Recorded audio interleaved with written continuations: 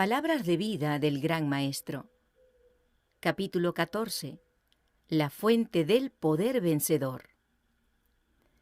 Este capítulo está basado en Lucas 18, versos 1 al 8.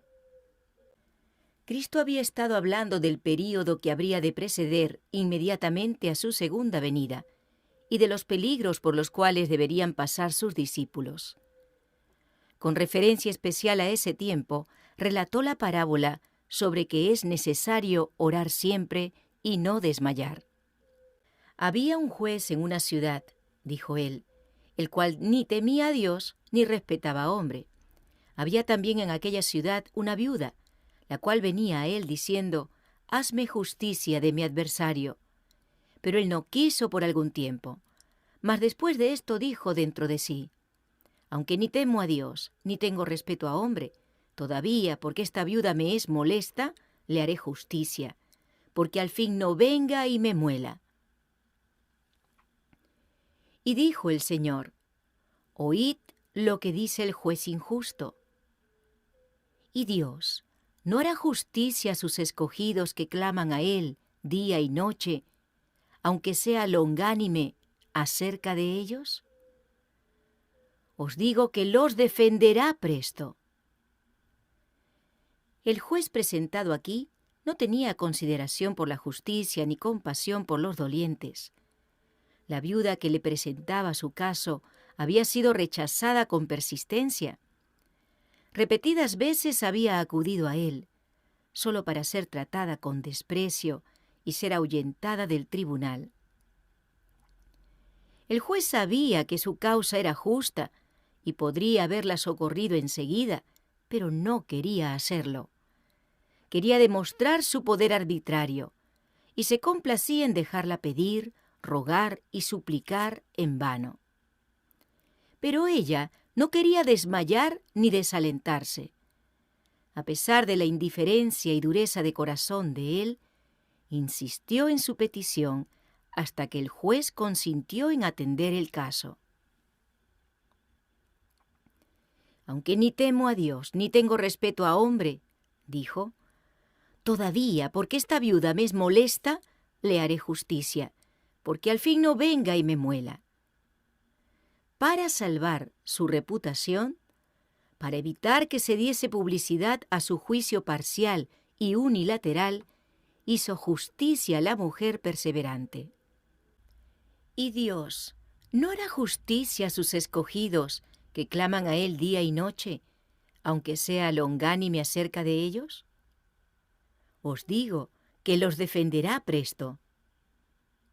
Cristo presenta aquí un agudo contraste entre el juez injusto y Dios. El juez cedió a la petición de la viuda simplemente por egoísmo, a fin de quedar aliviado de su importunidad. No sentía por ella ni piedad ni compasión. Su miseria no le importaba nada. Cuán diferente es la actitud de Dios hacia los que le buscan. Las súplicas de los menesterosos y angustiados son consideradas por Él con infinita compasión. La mujer que suplicó justicia al juez había perdido a su marido por la muerte. Pobre y sin amigos, no tenía medios de salvar su fortuna arruinada. Así, por el pecado, el hombre ha perdido su relación con Dios. Por sí mismo no puede salvarse, pero en Cristo somos acercados al Padre. Los elegidos de Dios son caros a su corazón. Son aquellos a quienes Él ha llamado de las tinieblas a su luz admirable, para manifestar su alabanza, a fin de que resplandezcan como luces en medio de las tinieblas del mundo. El juez injusto no tenía interés especial en la viuda que lo importunaba pidiéndole liberación. Sin embargo, a fin de deshacerse de sus lastimeras súplicas, la oyó y la libró de su adversario. Pero Dios ama a sus hijos con amor infinito. Para Él, el objeto más caro que hay en la tierra es su iglesia. Porque la parte de Jehová es su pueblo, Jacob, la cuerda de su heredad. Hallólo en tierra de desierto y en desierto horrible y yermo. Trájolo alrededor, instruyólo, guardólo como la niña de su ojo. Porque así ha dicho Jehová de los ejércitos: después de la gloria me enviará él a las gentes que os despojaron, porque el que os toca, toca a la niña de su ojo. La oración de la viuda, hazme justicia de mi adversario, representa la oración de los hijos de Dios. Satanás es su gran adversario. Es el acusador de nuestros hermanos, el cual los acusa delante de Dios día y noche. Está continuamente obrando para representar falsamente y acusar, engañar y destruir al pueblo de Dios. Y en esta parábola Jesús enseña a sus discípulos a orar por la liberación del poder de Satanás y sus agentes. En la profecía de Zacarías se pone de manifiesto la obra de acusador que hace Satanás y la obra de Cristo de resistir al adversario de su pueblo. El profeta dice: y mostróme a Josué, el gran sacerdote, el cual estaba delante del ángel de Jehová, y Satán estaba a su mano derecha para serle adversario. Y dijo Jehová a Satán: Jehová te reprenda, oh Satán. Jehová, que ha escogido a Jerusalén, te reprenda. ¿No es este tizón arrebatado del incendio? Y Josué estaba vestido de vestimentas viles, y estaba delante del ángel. El pueblo de Dios está representado aquí por un criminal en el juicio. Josué, como sumo sacerdote, está pidiendo una bendición para su pueblo que está en gran aflicción. Mientras está intercediendo delante de Dios, Satanás está a su diestra como adversario suyo. Acusa a los hijos de Dios y hace aparecer su caso tan desesperado como sea posible. Presenta delante del Señor sus malas acciones y defectos. Muestra sus faltas y fracasos, esperando que aparezcan de tal carácter a los ojos de Cristo, que Él no les preste ayuda en su gran necesidad. Josué, como representante del pueblo de Dios, está bajo la condenación, vestido de ropas inmundas. Consciente de los pecados de su pueblo, se siente abatido por el desaliento. Satanás oprime su alma con una sensación de culpabilidad que lo hace sentirse casi sin esperanza. Sin embargo, ahí está como suplicante, frente a la oposición de Satanás. La obra de Satanás como acusador empezó en el cielo. Esta ha sido su obra en la tierra desde la caída del hombre, y será su obra en un sentido especial mientras nos acercamos al fin de la historia de este mundo. A medida que ve que su tiempo se acorta, trabaja con mayor ardor para engañar y destruir. Se aira cuando ve en la tierra un pueblo que aún con su debilidad y carácter pecaminoso, tiene respeto por la ley de Jehová. Está resuelto a hacer que ese pueblo no obedezca a Dios. Se deleita en su indignidad y tiene lazos preparados para cada alma, a fin de que todos queden entrampados y separados de Dios. Trata de acusar y condenar a Dios y a todos los que luchan por llevar a cabo sus propósitos en este mundo, con misericordia y amor, con compasión y perdón. Toda manifestación del poder de Dios en favor de su pueblo despierta la enemistad de Satanás. Cada vez que Dios obra en su favor, Satanás y sus ángeles obran con renovado vigor para lograr su ruina.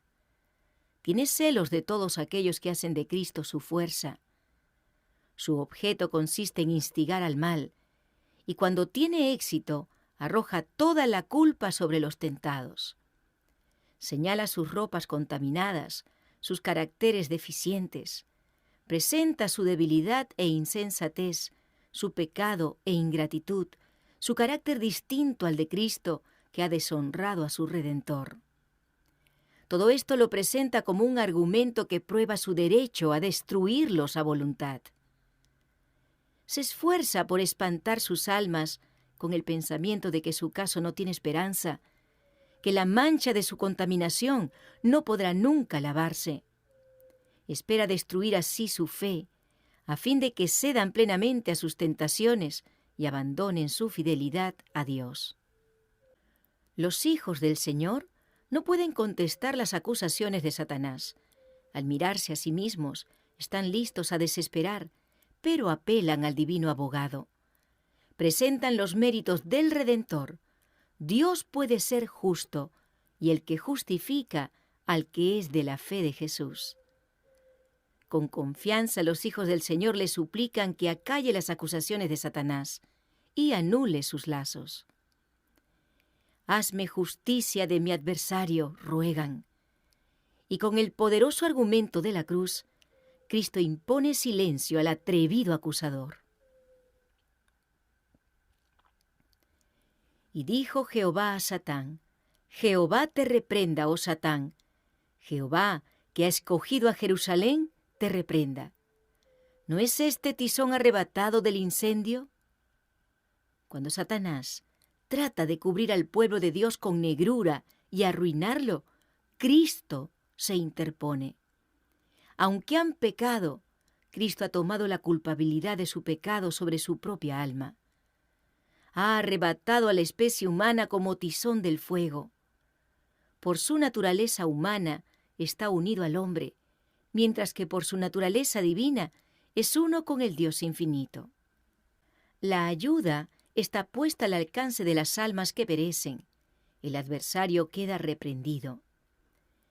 Y Josué estaba vestido de vestimentas viles y estaba delante del ángel. Y habló el ángel e intimó a los que estaban delante de sí, diciendo: Quitadle esas vestimentas viles. Y a él dijo: Mira que he hecho pasar tu pecado de ti, y te he hecho vestir de ropas de gala. Después dijo: Pongan mitra limpia sobre su cabeza. Y pusieron una mitra limpia sobre su cabeza, y vistiéronle de ropas.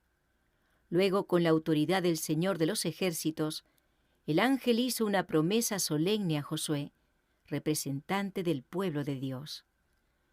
Si anduvieres por mis caminos, y si guardares mi ordenanza, también tú gobernarás mi casa, también tú guardarás mis atrios, y entre estos que aquí están te daré plaza, aun entre los ángeles que rodean el trono de Dios. No obstante los defectos del pueblo de Dios, Cristo no se aparta de los objetos de su cuidado. Tiene poder para cambiar sus vestiduras, saca sus ropas contaminadas y pone sobre los que se arrepienten y creen su propio manto de justicia, y escribe: perdonado, frente a sus nombres en los registros del cielo. Los confiesa como suyos ante el universo celestial. Su adversario Satanás queda desenmascarado como acusador y engañador. Dios hará justicia a sus elegidos. La oración, hazme justicia de mi adversario, se aplica no solamente a Satanás, sino a los agentes a quienes instiga a presentar falsamente, a tentar y destruir al pueblo de Dios. Los que han decidido obedecer los mandamientos de Dios entenderán por experiencia que tienen adversarios que son dominados por una fuerza infernal. Tales adversarios asediaron a Cristo a cada paso, con una constancia y resolución que ningún ser humano puede conocer jamás. Los discípulos de Cristo, como su Maestro, son perseguidos por la tentación continua. Las Escrituras describen la condición del mundo precisamente antes de la segunda venida de Cristo. El apóstol Santiago presenta la codicia y la opresión que prevalecerán. Dice: He allá ahora, oh ricos, os habéis allegado tesoro para en los postreros días. He aquí el jornal de los obreros que han segado vuestras tierras, el cual por engaño no les ha sido pagado de vosotros, clama. Y los clamores de los que habían segado han entrado en los oídos del Señor de los ejércitos. Habéis vivido en deleites sobre la tierra y sido disolutos. Habéis cebado vuestros corazones como en el día de sacrificios. Habéis condenado y muerto al justo, y él no os resiste. Este es un cuadro de lo que existe hoy. Por toda suerte de opresión y extorsión, los hombres están amontonando fortunas colosales, mientras que los clamores de la humanidad que perece de hambre están ascendiendo a Dios. Y el derecho se retiró, y la justicia se puso lejos, porque la verdad tropezó en la plaza, y la equidad no pudo venir. Y la verdad fue detenida, y el que se apartó del mal fue puesto en presa. Esto se cumplió en la vida terrenal de Cristo. Él era leal a los mandamientos de Dios, poniendo a un lado las tradiciones y requerimientos humanos que se habían ensalzado en su lugar. Por causa de esto fue aborrecido y perseguido. Esta historia se repite. Las leyes y tradiciones de los hombres son ensalzadas por encima de la ley de Dios, y los que son fieles a los mandamientos de Dios sufren oprobio y persecución. Cristo, por causa de su fidelidad a Dios, fue acusado como violador del sábado y blasfemo. Se declaró que él estaba poseído por un demonio y se lo denunció como Beelzebú. De igual manera, sus seguidores son acusados y calumniados. Así espera Satanás inducirlos a pecar y deshonrar a Dios. El carácter del juez de la parábola, que no temía ni a Dios ni al hombre, fue presentado por Cristo para demostrar la clase de juicio que se realizaba entonces y que pronto se iba a presenciar en su propio proceso. Deseaba que su pueblo de todos los tiempos comprendiese cuán poca confianza se puede tener en los gobernantes o jueces terrenales en el día de la adversidad. Con frecuencia los elegidos de Dios tienen que estar delante de los hombres que ocupan posiciones oficiales, pero que no hacen de la palabra de Dios su guía y consejero, sino que siguen sus propios impulsos sin disciplina ni consagración. En la parábola del juez injusto, Cristo demostró lo que debemos hacer. ¿Y Dios no hará justicia a sus escogidos que claman a Él día y noche? Cristo, nuestro ejemplo, no hizo nada para vindicarse o librarse a sí mismo. Confió su caso a Dios. Así los que le siguen no han de acusar o condenar, ni recurrir a la fuerza para librarse a sí mismos. Cuando sufrimos pruebas que parecen inexplicables, no debemos permitir que nuestra paz sea malograda.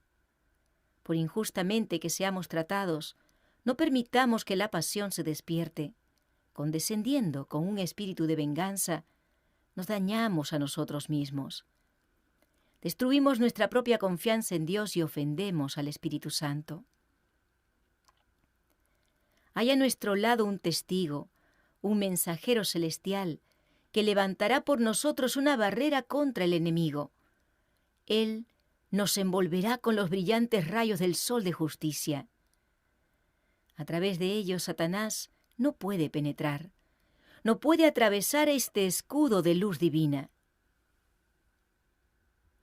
Mientras el mundo progresa en la impiedad, ninguno de nosotros necesita hacerse la ilusión de que no tendrá dificultades. Pero son esas mismas dificultades las que nos llevan a la cámara de audiencias del Altísimo.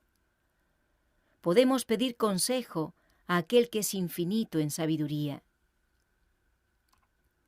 El Señor dice: «Invócame en el día de la angustia». Él nos invita a presentarle lo que nos tiene perplejos y lo que hemos menester, y nuestra necesidad de la ayuda divina. Nos aconseja ser constantes en la oración.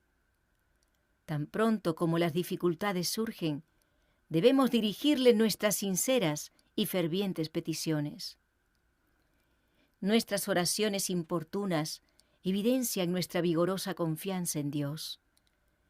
El sentimiento de nuestra necesidad nos induce a orar con fervor y nuestro Padre Celestial es movido por nuestras súplicas.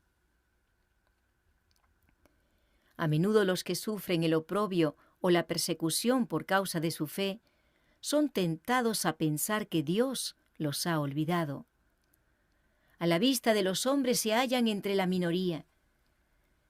Según todas las apariencias, sus enemigos triunfan sobre ellos. Pero no violen ellos su conciencia. Aquel que sufrió por ellos y llevó sus pesares y aflicciones, no los ha olvidado. Los hijos de Dios no son dejados solos e indefensos. La oración mueve el brazo de la omnipotencia. Por la oración, los hombres sojuzgaron reinos, obraron justicia, obtuvieron promesas, cerraron las bocas de los leones, apagaron la violencia del fuego. Y llegamos a saber lo que esto significa cuando oímos acerca de los mártires que murieron por su fe. Pusieron en fuga a ejércitos de gente extranjera. Si consagramos nuestra vida al servicio de Dios, nunca podremos ser colocados en una situación para la cual Dios no haya hecho provisión. Cualquiera sea nuestra situación, tenemos un guía que dirige nuestro camino. Cualesquiera sean nuestras perplejidades, tenemos un seguro consejero. Sea cual fuere nuestra pena, desamparo o soledad, tenemos un amigo que simpatiza con nosotros. Si en nuestra ignorancia damos pasos equivocados, Cristo no nos abandona. Su voz clara y distinta nos dice: «Yo soy el camino y la verdad y la vida». Él librará al menesteroso que clamare y al afligido que no tuviere quien le socorra. El Señor declara que será honrado por aquellos que se acerquen a Él, que fielmente se ocupen en su servicio. Tú le guardarás en completa paz, cuyo pensamiento en ti persevera, porque en ti se ha confiado. El brazo de la omnipotencia se extiende para conducirnos hacia adelante, siempre adelante. Avanza, dice el Señor, te enviaré ayuda. Porque pides por causa de la gloria de mi nombre, lo recibirás. Seré honrado ante la vista de los que esperan ver tu fracaso. Ellos verán cómo mi palabra triunfará gloriosamente. Y todo lo que pidiereis en oración creyendo, lo recibiréis. Clamen a Dios todos los que son afligidos o tratados injustamente. Apartaos de aquellos cuyo corazón es como el acero, y haced vuestras peticiones a vuestro Hacedor. Nunca es rechazado nadie que acuda a Él con corazón contrito. Ninguna oración sincera se pierde. En medio de las antífonas del coro celestial, Dios oye los clamores del más débil de los seres humanos. Derramamos los deseos de nuestro corazón en nuestra cámara secreta. Expresamos una oración mientras andamos por el camino, y nuestras palabras llegan al trono del monarca del universo. Pueden ser inaudibles para todo oído humano, pero no morirán en el silencio, ni serán olvidadas a causa de las actividades y ocupaciones que se efectúan. Nada puede ahogar el deseo del alma. Este se eleva por encima del ruido de la calle, por encima de la confusión de la multitud, y llega a las cortes del cielo. Es a Dios a quien hablamos, y nuestra oración es escuchada. Vosotros, los que os sentís los más indignos, no temáis encomendar vuestro caso a Dios. Cuando se dio a sí mismo en Cristo por los pecados del mundo, tomó a su cargo el caso de cada alma, el que aún a su propio Hijo no perdonó, antes le entregó por todos nosotros. ¿Cómo no nos dará también con Él todas las cosas? ¿No cumplirá Él la palabra de gracia dada para nuestro ánimo y fortaleza? El mayor deseo de Cristo es redimir su herencia del dominio de Satanás. Pero antes de que seamos librados del poder satánico exteriormente, debemos ser librados de su poder interiormente. El Señor permite las pruebas a fin de que seamos limpiados de la mundanalidad, el egoísmo y los rasgos de carácter duros y anticristianos. Él permite que las profundas aguas de la aflicción cubran nuestra alma para que lo conozcamos, y a Jesucristo, a quien ha enviado, con el objeto de hacer brotar en nuestro corazón anhelos profundos de ser purificados de la contaminación, y que salgamos de la prueba más puros, más santos, más felices. A menudo entramos en el crisol de la prueba con nuestras almas oscurecidas por el egoísmo, pero si somos pacientes bajo la prueba decisiva, saldremos reflejando el carácter divino. Cuando su propósito en la aflicción se cumpla, exhibirá tu justicia como la luz y tus derechos como el mediodía. No hay peligro de que el Señor descuide las oraciones de sus hijos. El peligro es que en la tentación y la prueba se descorazonen y dejen de perseverar en oración. El Salvador manifestó compasión divina hacia la mujer sirofenicia. Su corazón fue conmovido al contemplar su aflicción. Anhelaba darle una seguridad inmediata de que su oración había sido escuchada.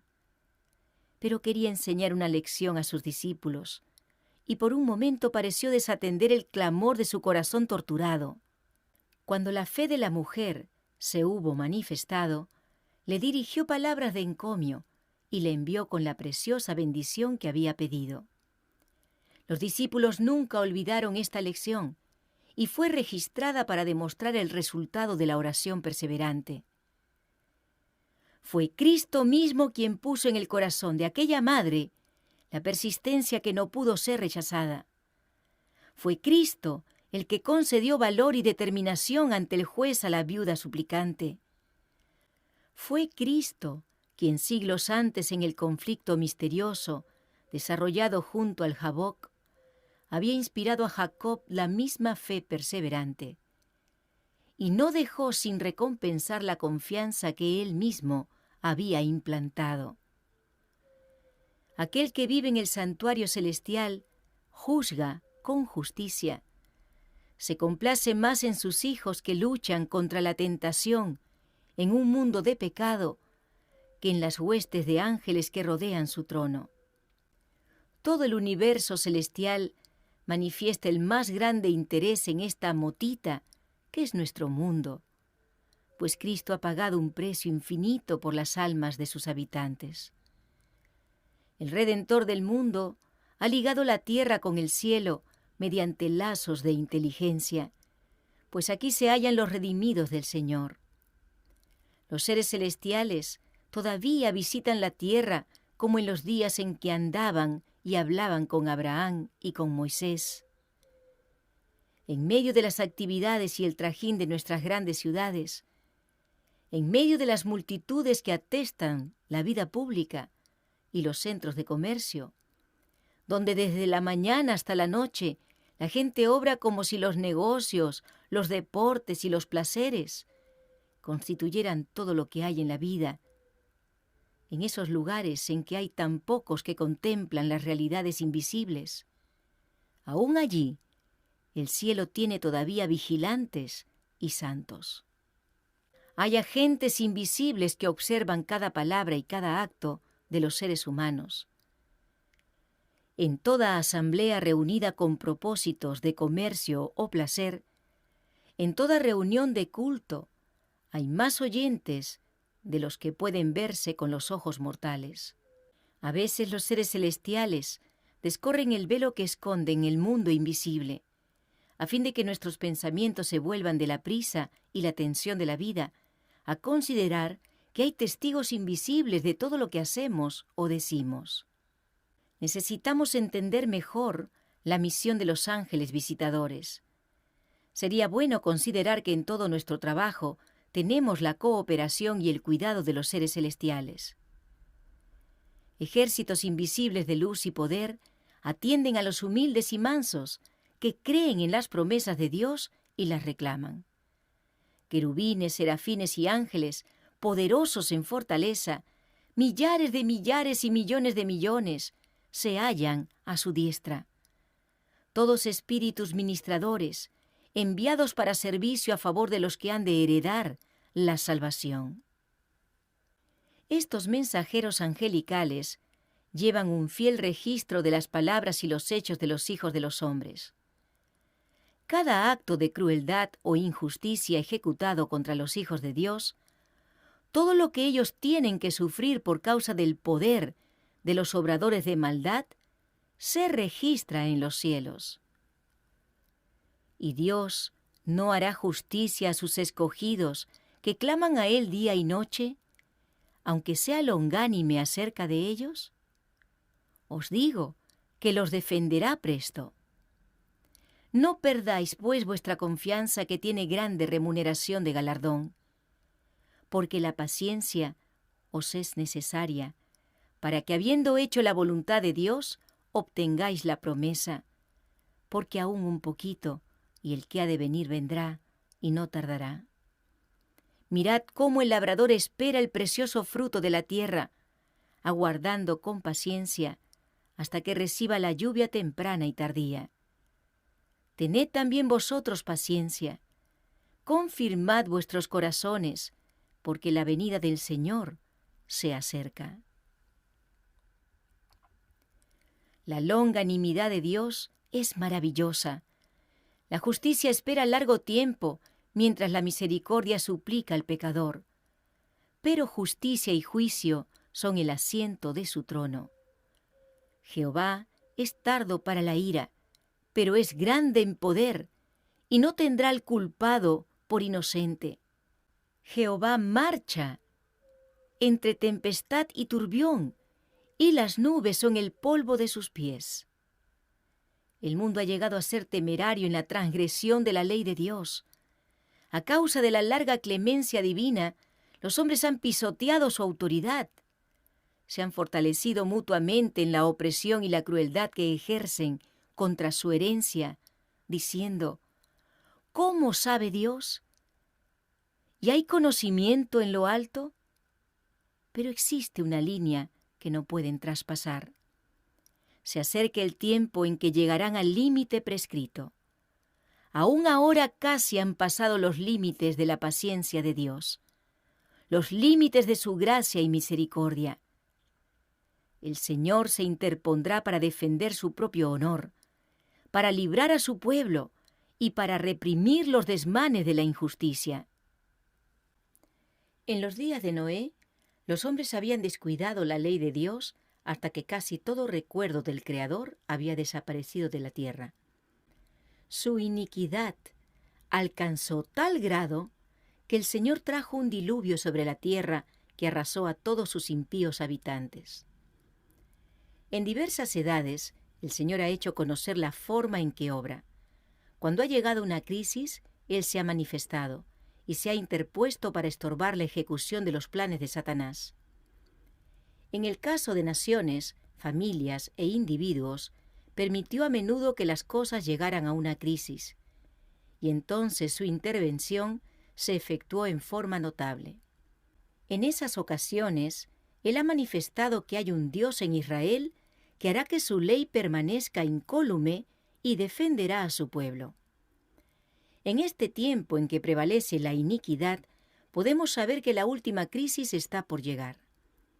Cuando el desafío a la ley de Dios sea casi universal, cuando su pueblo esté oprimido y afligido por sus semejantes, el Señor se interpondrá.